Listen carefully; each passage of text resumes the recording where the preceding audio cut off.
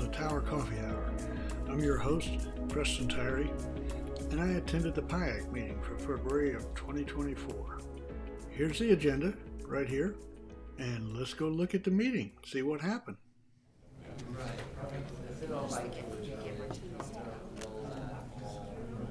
Good evening. This meeting of the Robert Miller Municipal Airport Plan Implementation Advisory Commission is called to order at 6:03 p.m. on Tuesday, February 13, 2024. We're meeting at Austin Energy headquarters. All of the commissioners are meeting today in person, and that includes Commissioners Clements, Rudow, Hilliard, Nider, Lukey, Jackson, Sokolic, Kravaniak, and Jones. The first item on our agenda is public communications, an opportunity for anyone to provide up to 3 minutes of testimony on any topic related to the Miller project that is not on today's agenda. And as of right now, no one is signed up for public communications. We'll next move on to the approval of the minutes from our January 9th meeting. Commissioners, have you noticed any needed edits, corrections, or other needed changes to the meetings, the minutes from last month's meeting? If there are no changes to the minutes, is there a motion to approve the January 9th meeting minutes as presented? So moved. Is there a second? Second. There's been a motion and a second. Any questions? Those in favor of approving the January meeting minutes, please indicate by saying aye. Aye. Those opposed. January meeting minutes is approved. Next is the monthly update from Catellis, the developer update.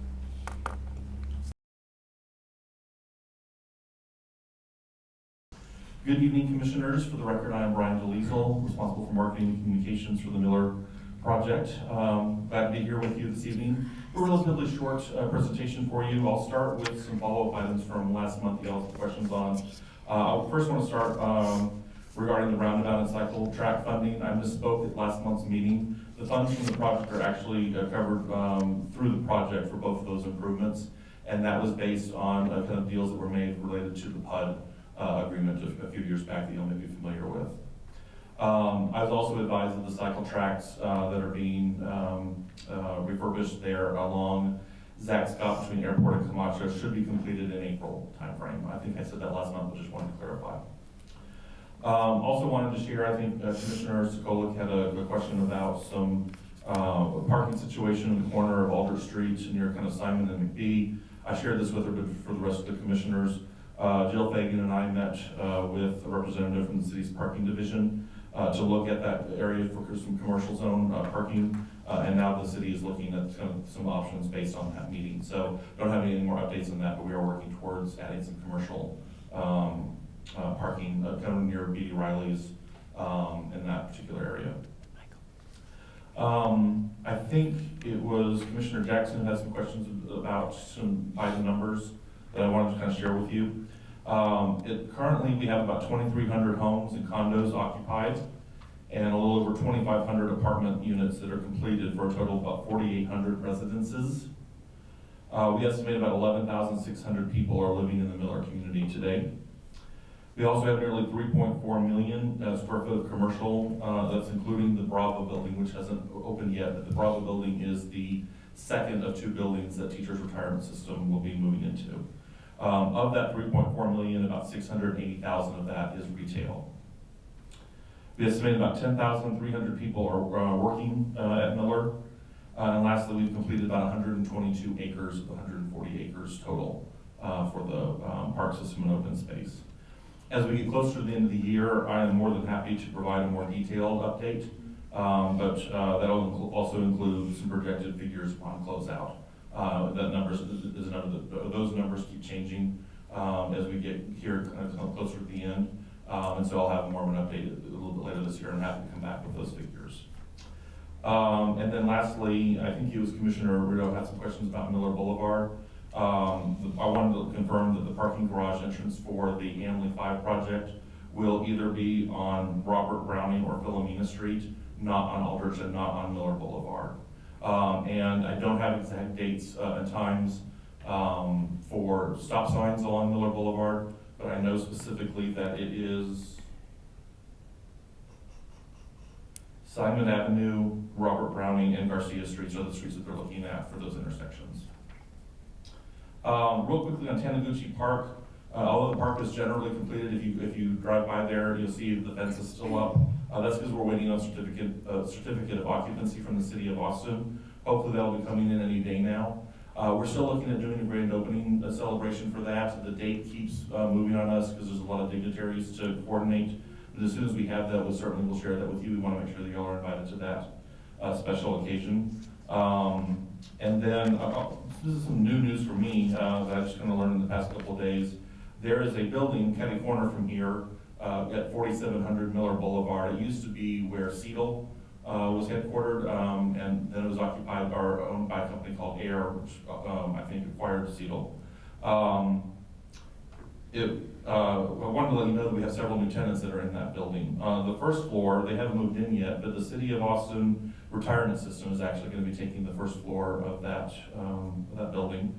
On the second floor, there's a law firm called Wright and Greenhill, and then I don't know what they do. Dexian Signage Consultants is taking over the remainder of that floor.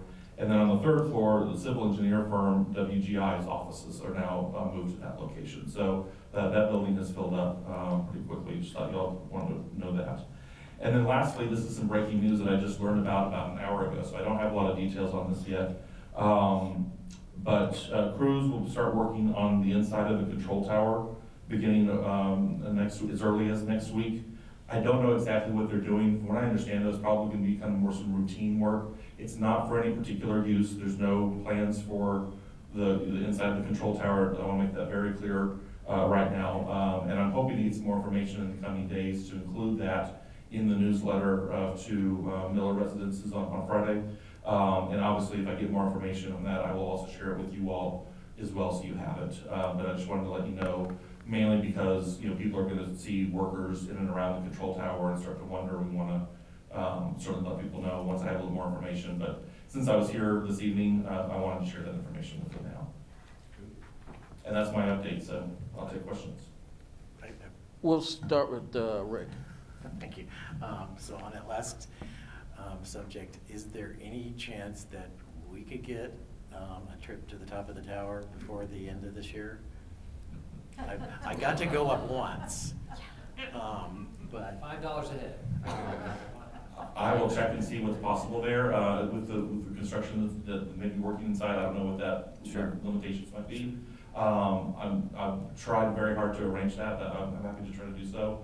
I will remind you that it is stairs only, and it's I think 11 flights of stairs. So everyone just needs to be prepared for that, and then we need to wear comfortable shoes if I'm able to make that happen. But I'll try. thank you. Yes, Andrew, and then Corky. Causing me to ask who orders the construct or the work. Is the city still responsible for the control tower? Who's responsible for it? The city is responsible for the control tower, but it's in partnership with Catellus. Yeah. I know Catellus is the one who will be directing the control tower team, but I just got an email from them an hour ago, and I just don't have any more details yet. I don't know what that one is. Just curious who was responsible. Yeah. Yes, Corky. Thank you. Thanks, Brian. In thinking about the numbers you just reported in terms of occupancy and commercial space, whether the transition committee reports or a final report we do from the commission, we'll have to project that out probably by the end of by whenever we do that, November, December. Now I'm wondering what your target date is for having those projections available. My personal target date will to have that by the fall, because I also will be working on I plan to be working on a final report to the community, which would be both a printed and electronic version that you probably have seen before, that summarizes really just kind of the efforts of the project as it's been going. And so I would love to be able to put together a final version of that as well. And my target personally was to do that in the fall, but certainly before the MBA is completed. And I'm more than happy to share that information with this commission. I mean, you can say, we're interested, because I am having that information in a timely fashion, understanding it's a projection. Yeah, thank you. Mm-hmm. Commissioners, other questions? Yes, Dave. Just wondering if you have any updates on the Rathgaber Trail. Sorry, no, not this evening, maybe next month. Sorry. Yes, Rick. This is not so much, well, this is because of things that are happening in Windsor Park, but the 8 acres at the southeast quadrant of 51st and Berkman, according to the illustrative plan, is commercial mixed use. It doesn't indicate, that it does not include any residential uses there. Is that correct?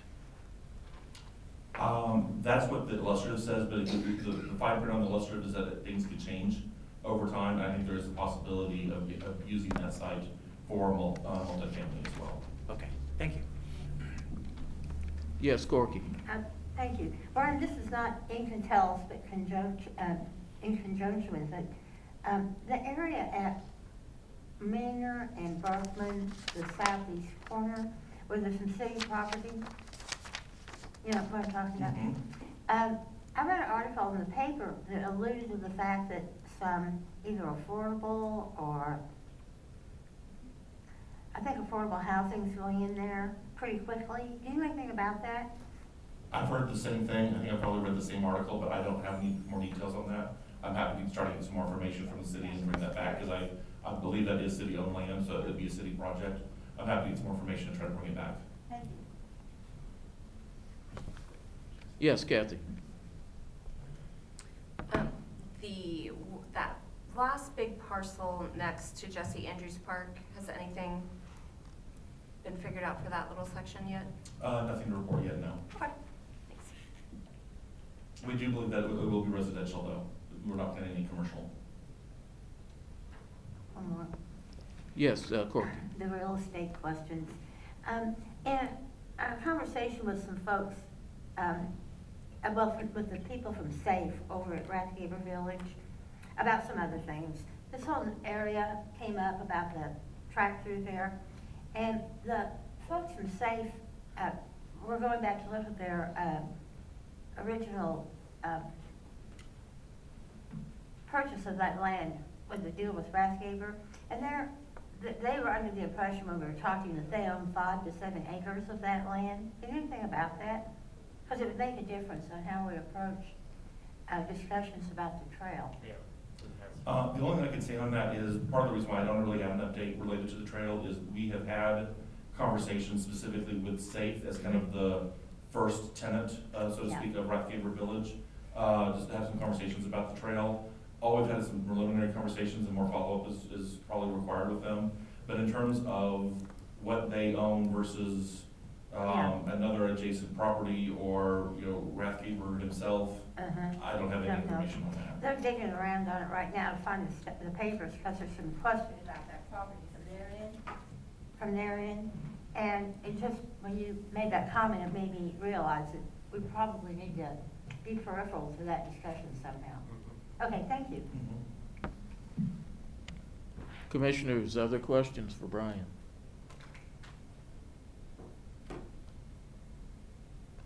All right, thank you. Is anyone signed up to provide testimony? Next, move on to the next agenda item.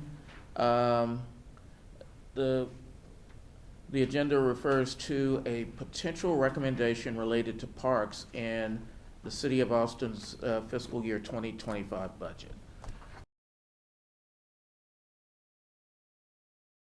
Needs a little explanation. As you know, the Miller project has its own funding through the TIF fund, which is supported by property tax and sales tax revenue. That TIF funds will pay off the costs related to the project that the TIF fund is covering in the year, I believe it's 2032. And so as a result, we've not, as a commission, I believe, ever presented any recommendations requesting additional funding for this project. About a week and a half ago, I think all of the city commission board chairs received a memo from the city's budget office mentioning that the recommendation and stakeholder input, feedback process for the fiscal year 2025 budget is now underway. And between now and the end of March, we, as a commission, like all the other commissions, have an opportunity to make recommendations to the city related to funding. I assume that would come out of the general fund. I suppose there are a broad range of things that could be funded through that, but one of the ones that they mentioned specifically included funding to improve the maintenance and security of parks, and they mentioned other things like emergency shelters, the Austin Community Court, Zilker Park, and things like that. So why am I bringing this up? Since the project itself is in very good shape financially. If, and this is just a discussion, and based on today's discussion, we'll decide if this is an avenue we want to pursue. If we wanted to make a recommendation to City Council, along with the other long list of recommendations and needs the city has, for some additional funding to support the maintenance of the public parks here at Miller, this is basically would be our last opportunity to do so while this commission still exists. And so the reason I'm raising it is I wanted to just kind of have a discussion / brainstorming session about, is this something we even want to pursue? And if we did, what would our rationale be? Why should the city provide additional funding beyond and we've already heard the agreement the city already has between PARD and the Property Owners Association, but is there a justification for us to even pursue additional funding? Is there a need for it? And so I'm presenting that, and like I said, the memo from the budget office doesn't go into any other detail other than that, except the deadline to make recommendations would be the end of next month. So if we wanted to pursue this, we would need to take some action and make our recommendation at next month's meeting.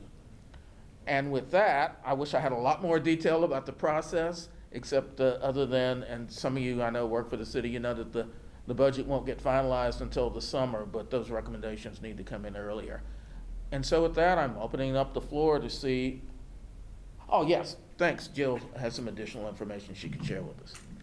Thank you, I appreciate it. I just wanted to make a quick comment too about the fact that the agreement that council had just approved after you all had supported the recommendation on that, it did identify the proposed funding for the perimeter park maintenance for the parks that will become city-owned in this quarter, but all of that funding is still subject to council approval.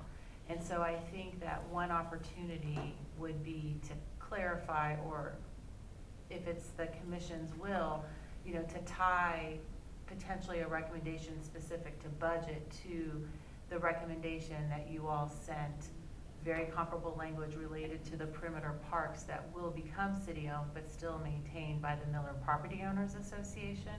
And so I think that was one of the things that came to mind, as you had said, Michael. There's not, other city funding just goes into basic city functions here at Miller, but this is the first time that we've had a specific line item potentially in a budget that's directed. I mean, we've had that under the master development agreement, but now as that transition from the MDA to the new parks agreement, it's a new backup for that city funding in the future. Thank you.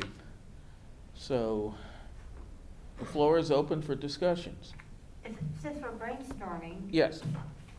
here's some thoughts. Mm-hmm. I'm sympathetic with Jill's point because it sets a precedent, which I kind of like, for us to funding now, some additional funding now, and that will have a historical trail of having done that. That's A. However, when I think about this and all the discussions we've had about the parks and the M&O and the fact that we are well-funded and there are plenty of other needs in the city, I mean, my first thought would be we've got this set up pretty well. I'm very empathetic with some of the unhoused issues and the affordable housing issues and other things that should be that might be a higher priority. Just given the fact that we aren't in dire straits. I am happy that we are unlinking the M&O for the parks away from PARD because of the historical understanding the city's done for our I think it's historical, many decades. So I want to be sure that, as I say all this, and we are brainstorming, I'm just kind of chattering around here, that the future that's established in the transition for the funding of the M&O for the parks through the POA and some other mechanisms more self-determined by the residents here, that they're really fully in place, which we're doing right now. So it's all kind of contingent on how the transition goes and how successful those mechanisms we're thinking of now are on the long haul. So, I'm it would be good, I think, to have a precedent of us having funding, so we can always look back on that. However, when you put our needs up against the big needs of the city, I think we fall low on that list, or that's my feeling, because we're pretty well set up now, but we're also in a very uncertain situation here as to how this is all going to fall out. And to complicate it more, back to some shadowing comments from Andrew's earlier comments, what is our obligation, what might our obligation be in terms of both the hangar and the control tower, and some other properties that aren't really clear yet in terms of the future. So it's hard to do this on balance because we have so many things up in the air. When you I don't say have an answer. When you say our, are you talking us? Oh, Rick, or cut on your mouth. About Miller, because it's not us, we're gone. For all practical purposes, we're dead, but we're breathing, We might have a dinner, but not much more. But, I just think in the long run, how do we begin to, you can never really ensure, how do we begin to protect what we have in a way that makes some sense for the near future as much as we can see it? And that's very rambly, I'm sorry, but it's all sort of the places to get started. That's exactly what we wanted, is to start to have, this is one of the few times where we're not sitting there with some proposal in front of us. It was like, let's just talk this through as commissioners. Yes, Dave? Yeah, I feel like I'm trying to wrap my head around this a little bit just to make sure, because I don't feel like I don't really feel like I have an understanding. So I'm going to explain what I think I know, and then you guys can correct me when I get it wrong. So there's an agreement with PARD and the POA essentially that we just recommended, and it outlines sort of how much budget we think. I think it's outlined in there what dollar amounts we're going to get based off of sort of funding per acre or something like that. I don't know the exact details. And so I guess the part that I'm a little fuzzy on is if we're thinking that that's not enough, and I'm going to rewind the clock. If we're thinking that's not enough funding, should have we at that point said it's not enough funding, with that agreement? I guess I'm missing the point as to why we would come back now and try to take another bite at getting more funding. And I heard a little bit of alluding to the fact that the money isn't necessarily guaranteed, it's at the discretion of council. And so I'm wondering if that's sort of the rub there where we're trying to get more of a guarantee or something. I don't know.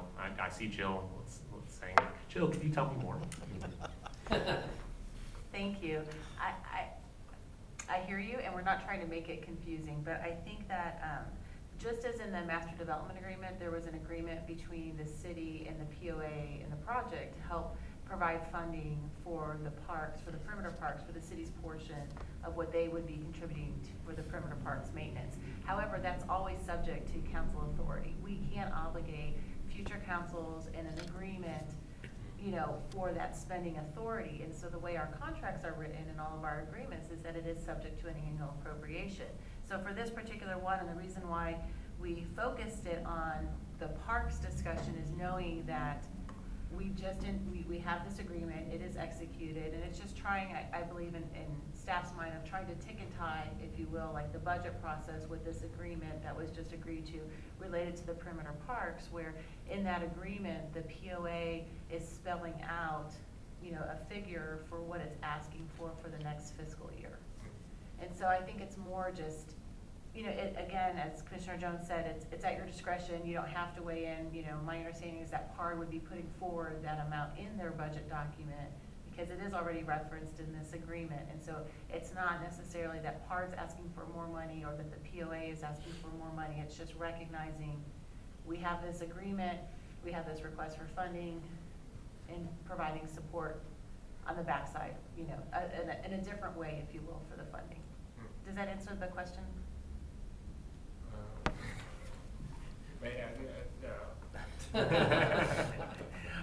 And she answered it correctly. Maybe, I don't know. Yeah, I guess I'm still a little confused. I guess one other sort of related question, if it's, I'd assume that in the same way the city parks budget is sort of at council discretion, in that like there's a budget approved every year that describes how much money goes to PARD. I'm just kind of guessing here. So it sounds like we're sort of in the same boat.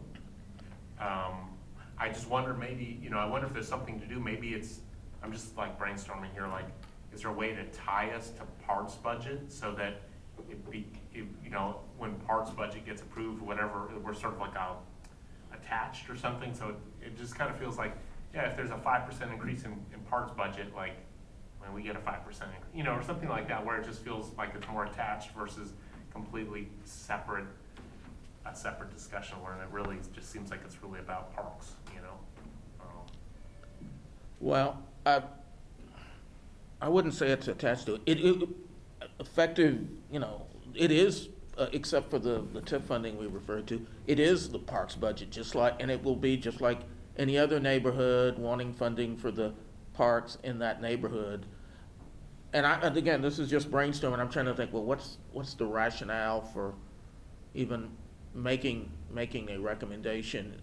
It would be to kind of, hopefully, we have a very long agenda with lots of serious budgetary needs, and Corky made the excellent point. Compared to many neighborhoods in Austin, including this part of East Austin, this neighborhood in general is not under-resourced in terms of the parks and the public parks and the amenities. But that may not always be the case, and so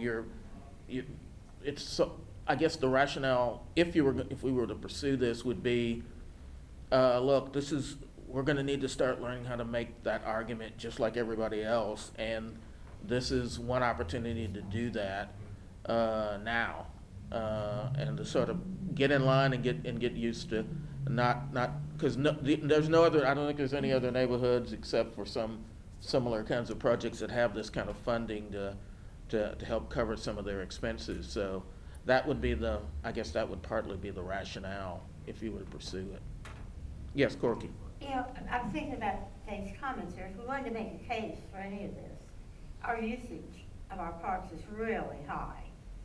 And I think that's the rationale we would have for anything. I'm real reluctant to tie us to PARD because it's hardly ever 5% increase. It's more like a 10% decrease. I mean, on the whole, if you look over the years, I've been to many neighborhood park involved and understand how that works. And many of you in the city have a better, more accurate view of that. But I think if we want to start making, and again, it's a collective basis for any kind of discussion about this, we need to start looking at how our usage is that metric that we use for rationale for any request we make. Because we have it. And I suppose the one other potential argument in favor of that approach would be that at least those what are soon to be city parks, these perimeter parks, they're really not Miller parks per se. They're partly supported by the POA, but they're community assets. People throughout this part of East Austin are using them, and so for those parks, there might be a rationale of we really need to make a stronger case. In much the same way as some of the other, I guess, big district parks like around this part of Austin also maybe need greater attention because they're supporting, you know, several neighborhoods in this part of town. So, other thoughts, commissioners?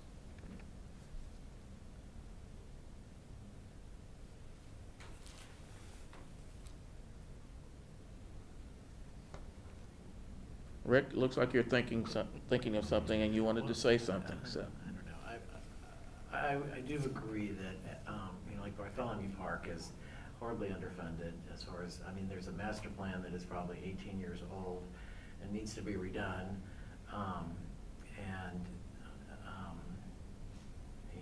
Martin was helpful in getting the pool actually redone. Thank you. But that took 5 years.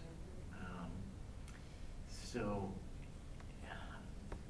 the funding, I know there's a huge burden on the POA here, and but there is unlike an HOA, you do have commercial entities contributing to that, and I'm hoping that helps considerably compared to like a development where they've got a green space or a clubhouse or something like that, and that there is more funding available for the maintenance. Every opportunity that I have ever had to tell the city council, I said, look at Miller Parks. This is what happens when you develop them well and maintain them. And I can't tell that it's made any difference in any of the city parks, really. So it is a tough issue. That's about all I can say. Yes, Kathy. I think the only thing, excuse me, that I would like to add is that our perimeter parks are very specific to grassland restoration and our environmental impact and our watershed. And I think that that's important to remember, that if we do lose a lot of funding and that does go on the POA, that's going to be something that's probably going to be cut. That would be probably my biggest consideration, that be focused on and remembered and not lost over the years. Yes, Dave.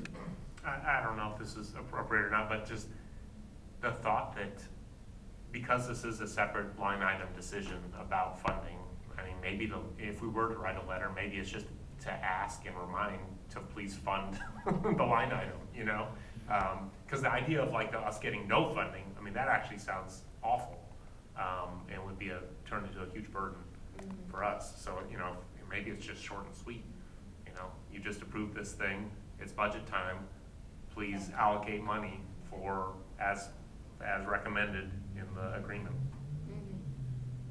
But I still feel like I don't know if I missed what Jill was saying. I just still feel like I'm sort of missing, like there's some undercurrent here that I'm missing about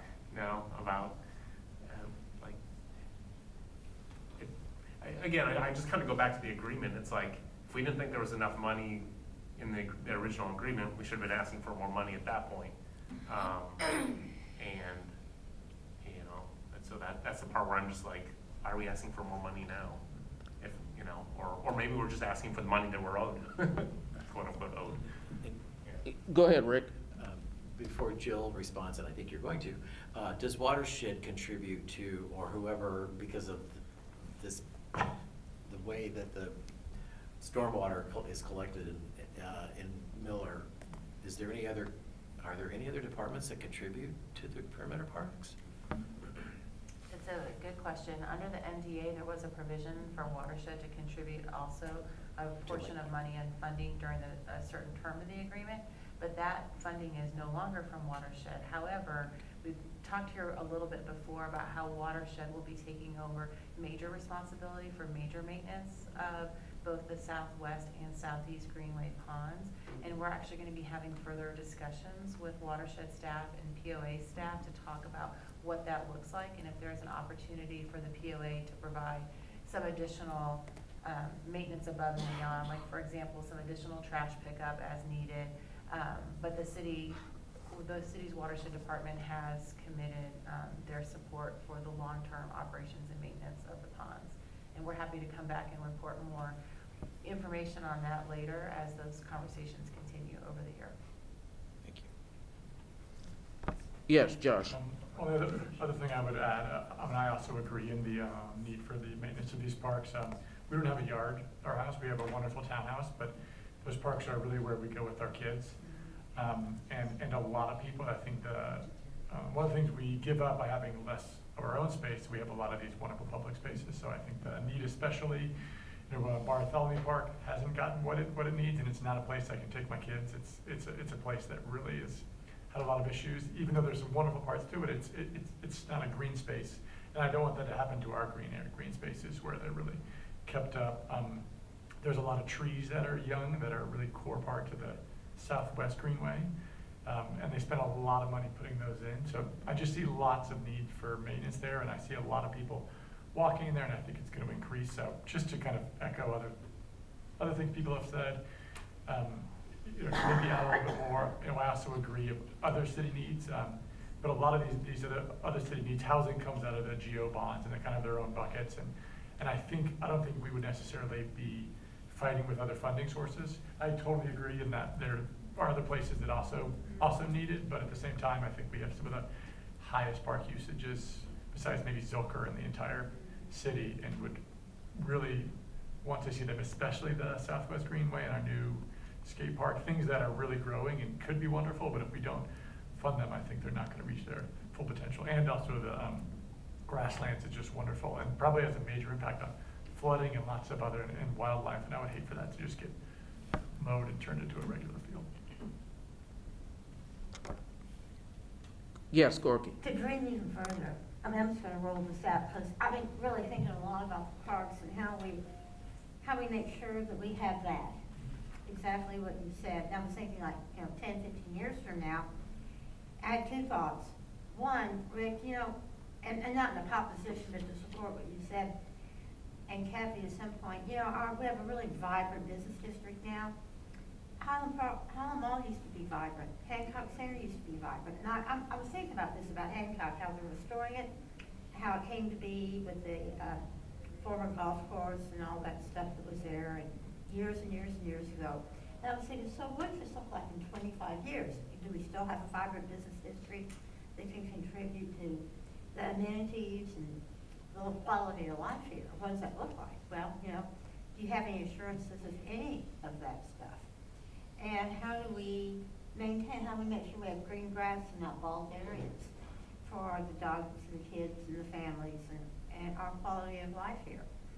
So, I thought maybe we should propose, not us, but in the long-term plan for the place, maybe there should be a conservancy, like the Shoal Creek Conservancy, the one that handles the entertainment and stuff, water. Yeah, and so there might be an opportunity for a conservancy, which would include the opportunity to bring in volunteers, not just from Miller, but from the whole area, to support in some way, financially as well, to keep the trees up there and all that stuff. That might be one. And not to make this just off the wall, but sometimes when you dream, you have to dream big. And what if the POA bought the affordable housing program from Miller Foundation and owned it, instead of having an entity that we can't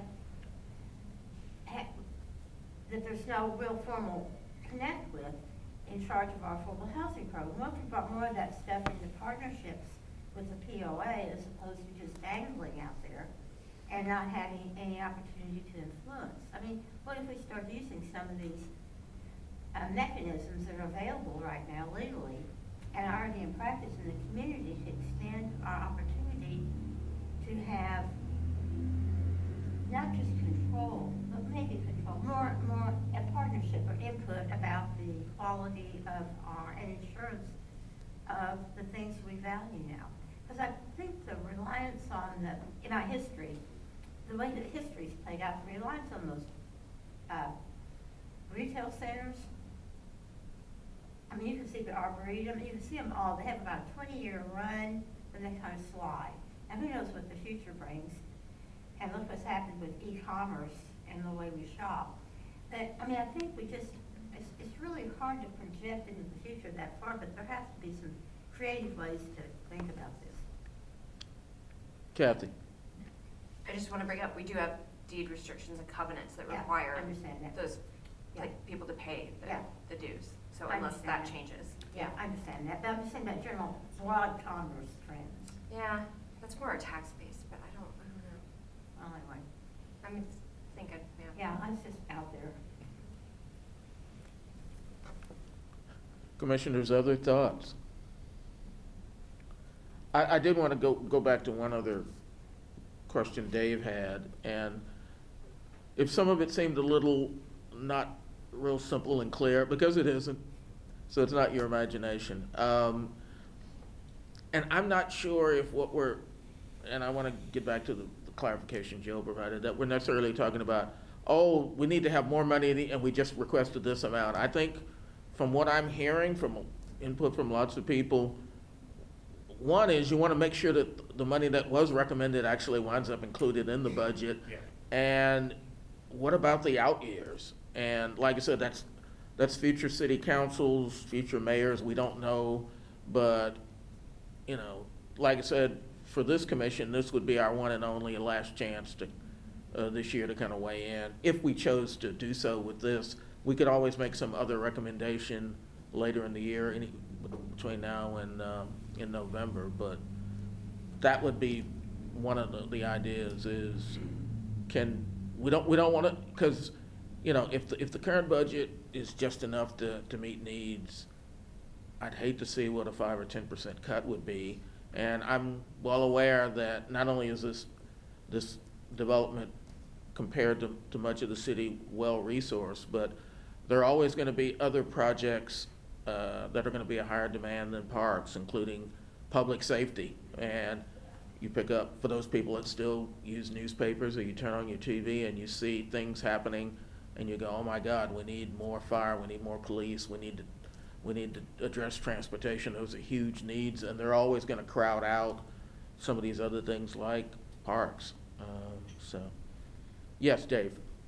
Yeah, I think along those lines, I mean, there is a precedent to be set here. This is, and again, I don't know the city's fiscal cycle, so I assume that this budget would actually be the first opportunity that money could be allocated to us. Is that correct?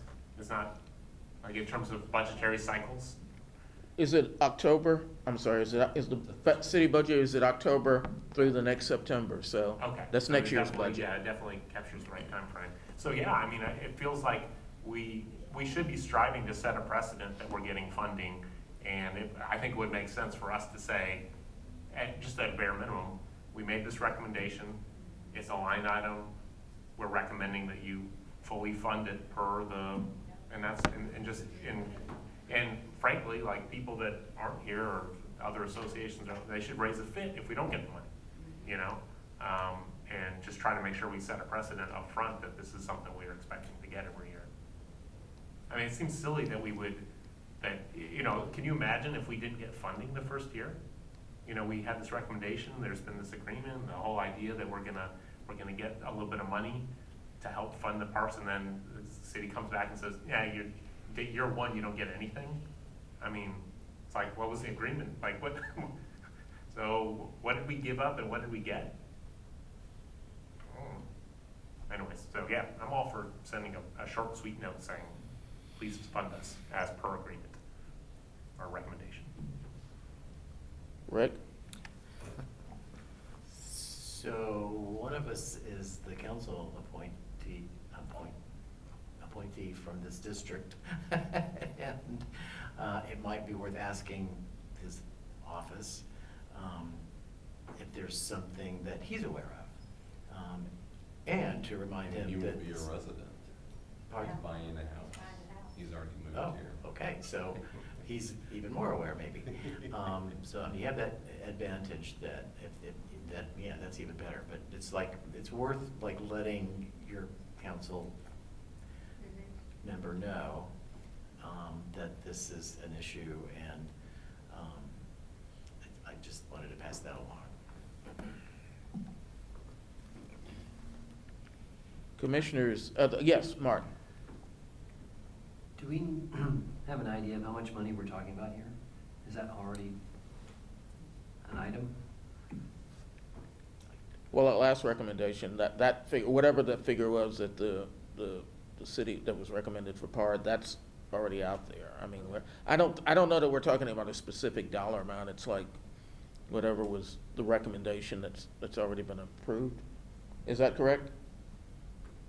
I thought it was Yes, more that or is, less- I apologize, I don't have the, I'm sorry. I thought it was more or less continuing past, Yeah.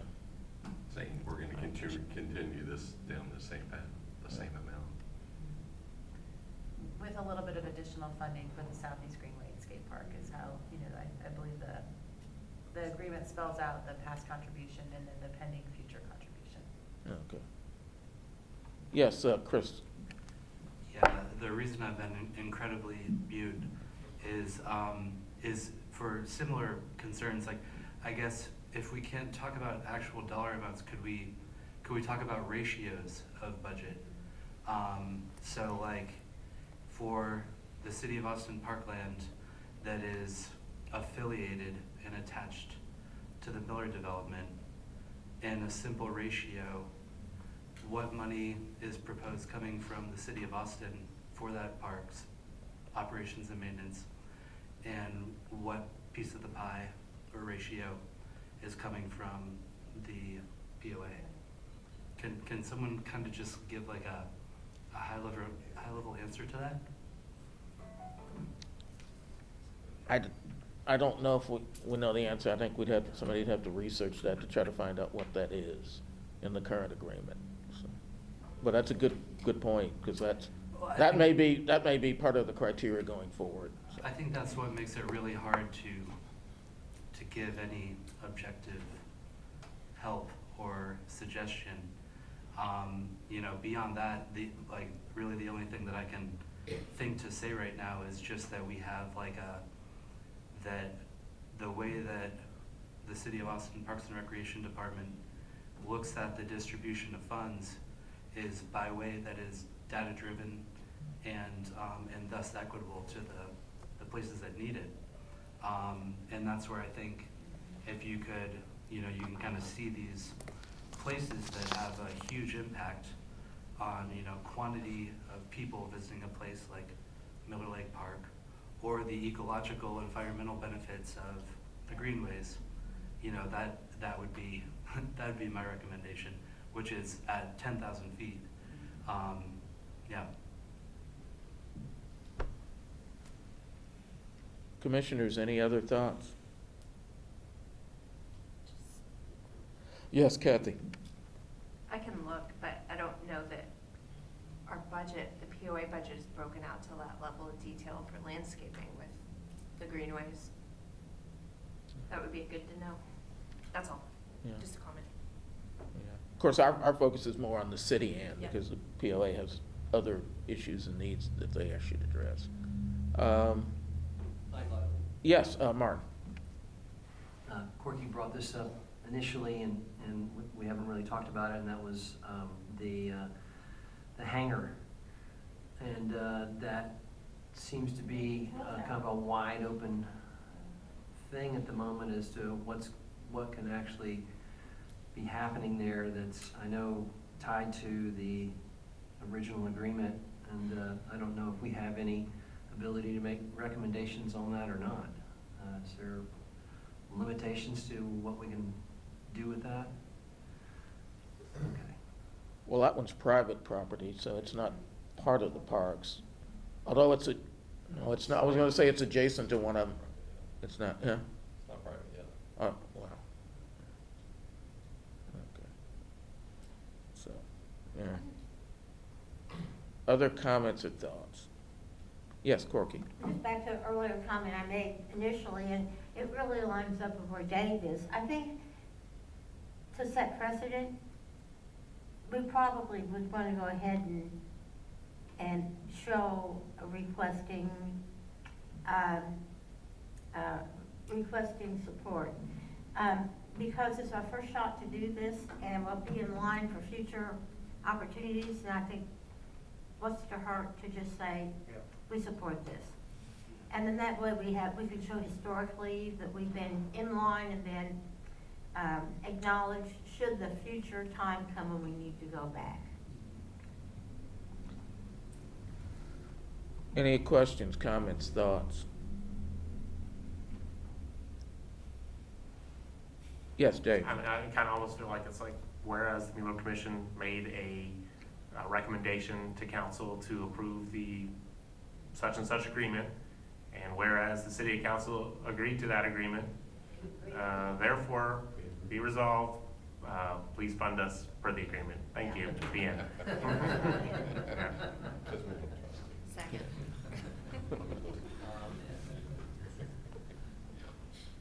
Any other comments? Oh, any other comments?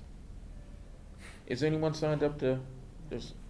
So, as I'm looking around, there's a consensus that we need some additional information, but we do want to pursue a brief recommendation to council for next month's meeting. Okay. If you have additional ideas, and we're going to get a staff briefing a little later on about our use of city email, remember to send it to our city email. The sooner the better, and I'll see if I can convince somebody to do a rough draft of the of that proposal, or maybe a couple of somebodies, but somebody to kind of spearhead it, to shepherd it. So, since there's no other public testimony, we will then proceed on with that item, and it'll be an action item at the March meeting. Next item, it is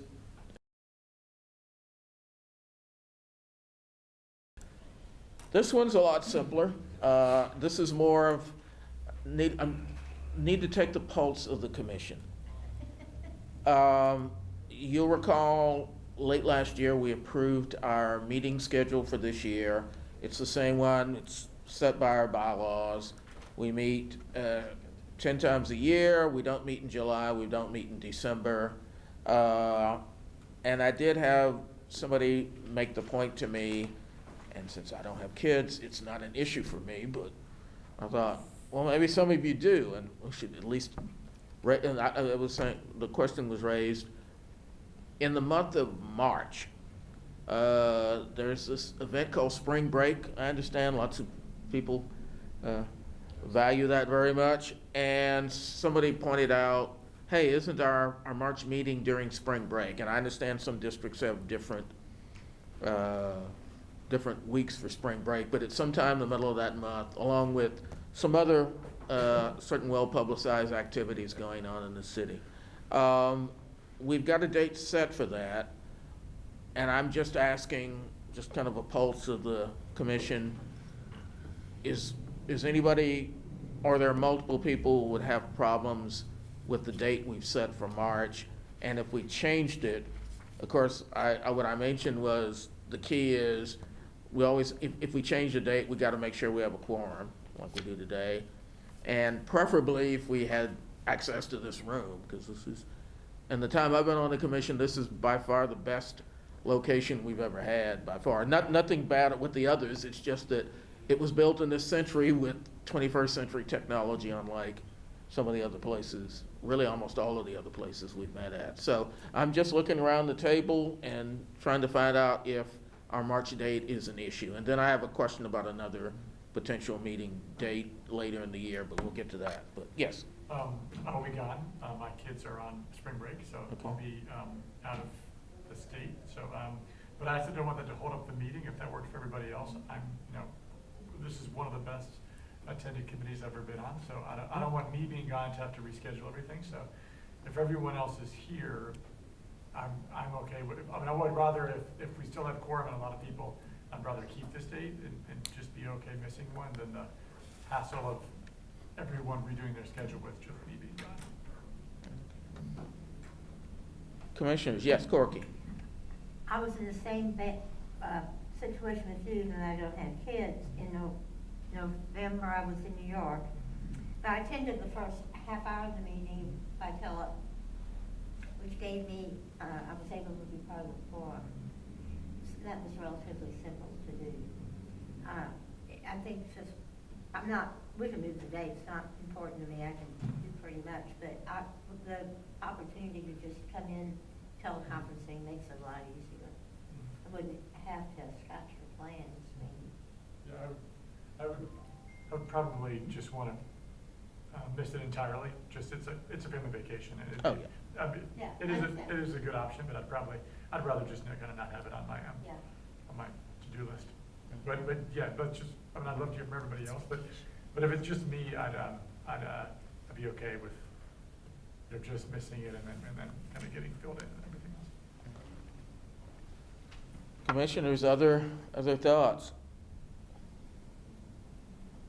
Any other commissioners, or, yes, go ahead, I Andrew. raised the issue. Yes, well, I wasn't gonna mention who it was, but I was glad you did, because Right now, I'm not gonna be going, but it is both AISD and UT Spring Break, and South by Southwest. So I don't know if that affects anybody's thing, but now I'll be here.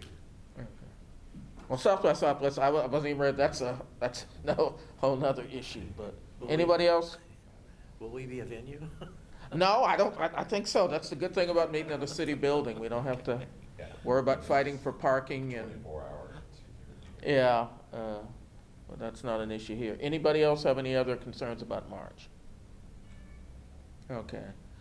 The other question, and we don't have a justification for it, I'm just raising the question and encouraging people to start looking at their calendars. As everybody knows, we don't meet in July. If we had a justification for having a special call meeting in July, say to discuss some final issues or some maybe transition issues or some other significant topic, are there dates in July, if we needed to, that people would be available for it? And if you don't have your calendars in front. Second Tuesday would be the 9th. The second, Tuesday. oh, thank you for reminding. That'd be, so that we don't have to worry about the holiday, that's earlier. And there are no other major holidays in July, at least in this country. So do people know if they'd be available in July, even if we needed to meet? Yes, Corky? If I count right, we have 8 more meetings. Mm-hmm. Can't we call a special meeting at any time?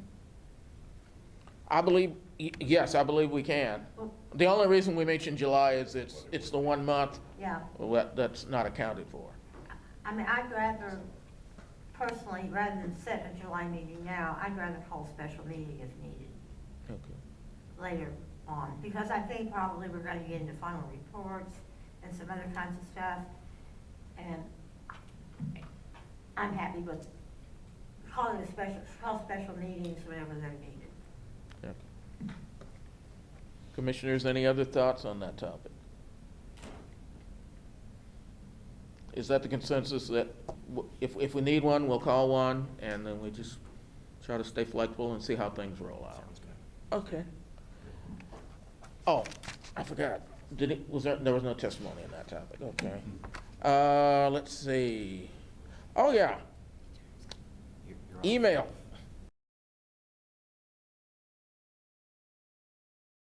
I'm sorry, thank you.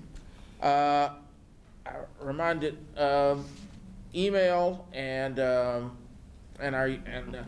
yes, our use of email. Jill, could you give us a brief update on a reminder? Some of us use our city email more often than others, but there have been some changes, and Absolutely. this would Thank be a you. good opportunity to get everybody up to speed. Absolutely, thank you. So the clerk's office has sent out a communication to all commissioners, and it has to do with your security features on your commission email and doing the multi-factor authentication. And so there's technical assistance available through the city's help desk if need be, but I just want to make sure that everyone is aware of this change. And if anybody has any issues accessing their email, there's help and resources available. But the importance of this also is that recently, second notification from the clerk's office went out regarding a required training that has to be completed by all commissioners related to sexual harassment, and the completion date for that is in May. And so I just wanted to provide, just a courtesy announcement here to make sure that everyone saw that training and is aware of it, and you'll be required to use your commission email and your updated password when you log on to that training. So staff's available later if there's any questions. I just wanted to bring it up for awareness. Commissioners, any questions about that? Yes, Dave? Do you happen to have the number for the tech support? Okay. And I don't know if anyone else had this issue, but my work recently, I don't want to get into all the technical details, but they said we're going to use Outlook on your phone, which is I've been using on my phone, and the City of Austin account and my work account will not work on the same instance of Outlook because it's a government community cloud administered something or other. And anyway, so if anyone else having that problem, Get a burner. yeah. Yeah. Yeah, right. I'll expense that, yeah. And also as a reminder, experience I've had is if you're getting email from people outside of the city of Austin, you've probably already noticed that, and I'm sure there's some very good justifications for it, given all of the people with the phishing scams and people trying to hack into the email systems of large employers. But if you're getting email from somebody, and it may include stakeholders who you don't get a lot of emails from, that email may not automatically go through. In fact, my experience has been it hasn't. A couple of them have been blocked until you go through some extra steps to be able to gain access to that. So if that hasn't been your experience yet, it will. And also I think we're all going to have to, if we haven't done so already, we also have to. And you mentioned that we got to change our passwords. So, I will have to acknowledge that even though I wasn't crazy about the Microsoft Authenticator, despite my complaints and gripes about it, after using it for about a month, I've noticed that it's now actually starting to work pretty well, and I understand that's kind of becoming, for many employees, industry standard. So, any other questions or comments on that briefing, on that topic? Yes, Rick? I do appreciate getting copied on my personal email account because most of the time, I guess I didn't notice I wasn't getting my board and commission emails for about 2 months. And I went online and put in a ticket for that, and it just started working yesterday again. Thank you. All those old emails showed up, but it is, you can get help, so. All right. With that concluded, the next item, this will just be a short verbal briefing. As you all know, we created our final transition work group last month formally, and I want to commend all of the folks that are working on that work group, in addition to all their other activities, and the chair of the work group. And I understand they've already had at least one meeting, and this is kind of preliminary, and they're getting underway, and Corky's going to provide a brief update on their initial activities. Corky? Yes, thank you very much. And the members are Kathy and Chris and Dave and myself. And I'm open to any of you who want to join us when you have nothing else to do. How's that? As long as we don't have more than 5 people. That's right. We want to do some at a time. So we met to organize ourselves, do scope of work and a work plan about 2 weeks ago. And we have that. We have an agenda or a calendar of meetings we have upcoming. So briefly, our purpose is to develop a report that will be the basis for advice to council on the fulfillment of the MDA agreement, and including governance and transition. Now, that's not meant to be the final report of the commission at the conclusion. It's meant to be about the transition, but focusing on governance and transition issues. So basically, finding gaps, seeing who's doing what, finding gaps, and making some recommendations. And that would be our scope. So what we do, our major action steps right now are identifying major players beyond the commission and touching base with them in terms of their role here and the decisions and actions that they're taking, so we can start to identify gaps. And then we'll inventory those actions and activities, and that'll be a big part of the report that we'll have.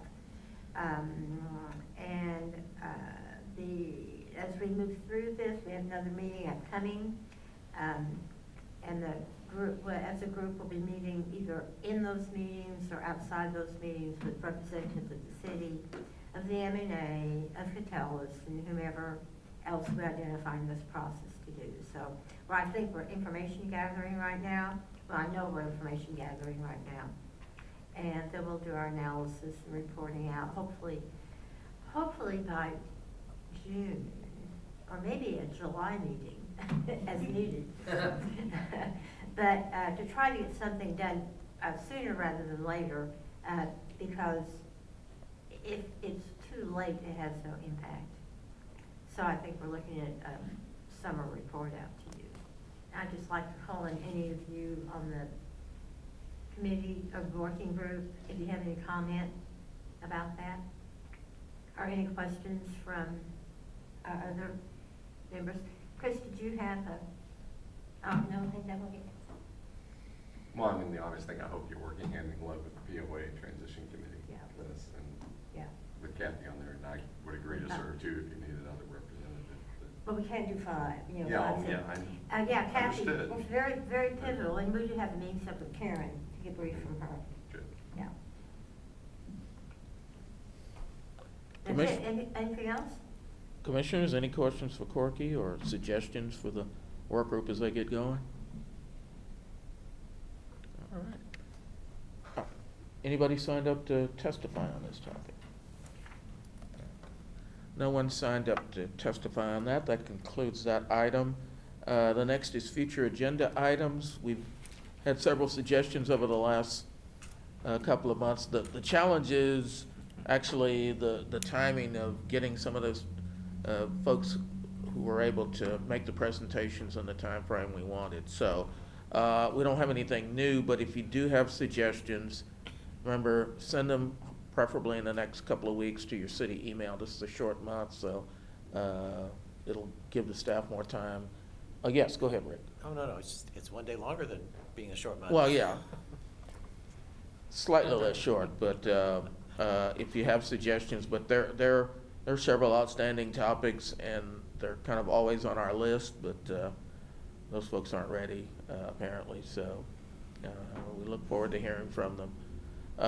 If there's any other topics, or you want to remind us of topics we suggested and we haven't gotten anything back from, just email us. Yes, Josh. Yeah, I've asked about 51st Street. Yes, that's one of those. And I don't want to be a broken record, but at some point, if we don't get a response and it starts to be June or July, I want us to really think about how we can, if there are outstanding projects, what do we do if we can't get a presentation and it's getting closer to December? There's sometimes where I want to be patient and give people space, but at some time, like, what do we do if we're running out and they still can't find time? I'm just kind of curious about how we handle that, and I'm not sure the answer. Well, is that's one of the long list, and the UT site, and do they have plans for that, and several others, and we've mentioned something about the parts of the trail adjacent to Rathgaber Village. I mean, some of these are external to Miller, but they're connected. They have an impact along with the other agenda items. So, yes, Rick. I just want to note that a small part of the 51st Street improvement plan is being implemented right now. It's the alignment of the entrance to the former Promised Land, now Miller Life, whatever it is, Austin, and the Solomon Apartments with Miller Boulevard. So that will be signalized and hopefully work a whole lot better. So that's being underway right now. All right. Again, if there are any future agenda items, just email them to us. And if you're thinking about March, preferably in the next week or so. That concludes. I just thought of one. Yes, Martin. Did we ever get a follow-up on the school crossing over at Tilly and 51st Street? Is it? Do we know any more about that? I remember we were talking about it as being an issue that maybe needed some more resolve. We'll have to follow up on that, because I don't know if that was going to be, if that's also part of the 51st Street project, or if that's separate, that's a different, more transportation in general. I'll have to get back to you on that. I can speak to a little bit of that. There is. Rick, we probably, I'm sorry to interrupt, we probably shouldn't have discussion on it. Okay. Thank you, sorry. We'll follow up on that with you.